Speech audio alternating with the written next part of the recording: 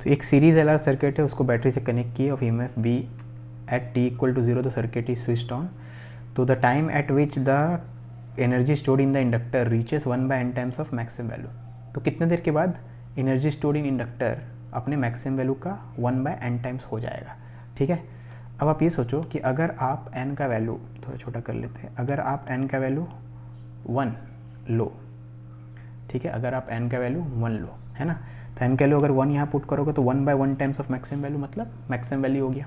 ठीक है, तो आपको फिर ये पता करना है कि कितने टाइम के बाद एनर्जी जो है अपना मैक्सिमम वैल्यू पहुँचेगा, है ना, यानी कितने टाइम के बाद करंट अपना मैक्सिमम वैल्यू पहुँचेगा, क्योंकि एनर्जी करंट के स्क्वायर का प्रोपोर्शनल होता है। तो एनर्जी मैक्सिमम कब पहुँचेगा, जब करंट अपना मैक्सिमम वैल्यू पहुँचेगा। ठीक है, लेकिन आपको पता है कि कितने टाइम के बाद करंट अपना मैक्सिमम वैल्यू पहुँचता है, तो करंट तो मैक्सिमम वैल्यू पहुँचता है t इक्वल टू इन्फिनिटी पे, है ना, यानी n इक्वल टू 1 के लिए t का वैल्यू क्या आना चाहिए, इन्फिनिटी। तो अगर मैं n का वैल्यू 1 पुट करूँ तो t का वैल्यू इन्फिनिटी आना चाहिए, और ये तो t का वैल्यू ही तो दिया गया ऑप्शंस में। तो किस ऑप्शन में n का वैल्यू 1 पुट करने से इन्फिनिटी आ रहा है, तो n का वैल्यू यहाँ 1 पुट करेंगे, ये तो नहीं हो रहा है इन्फिनिटी, यहाँ 1 करेंगे, ये भी इन्फिनिटी नहीं हो रहा है, ये ln 0 हो रहा है।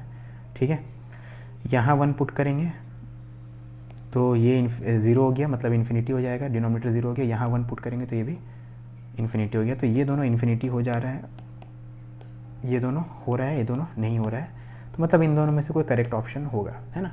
अब इस एनालिसिस से आप यही दोनों एलिमिनेट कर सकते हैं, कोई और स्पेशल केस लोगे तो और एलिमिनेट कर पाओगे, लेकिन अगर एग्जाम में आप 2 ऑप्शन भी एलिमिनेट कर दो, क्योंकि इससे ज़्यादा एनालिसिस पे मेरे हिसाब से आपका थोड़ा टाइम ज़्यादा लग जाएगा, है ना, इतना एनालिसिस करने में n का, क्योंकि वैल्यू 1 बहुत ही आसान है। आप देख सकते हो एक्सप्रेशन वैसा है कि n का वैल्यू 1 पुट करके जो एक्सप्रेशन मिल रहा है उसको इवेल्युएट करना बहुत ही आसान है।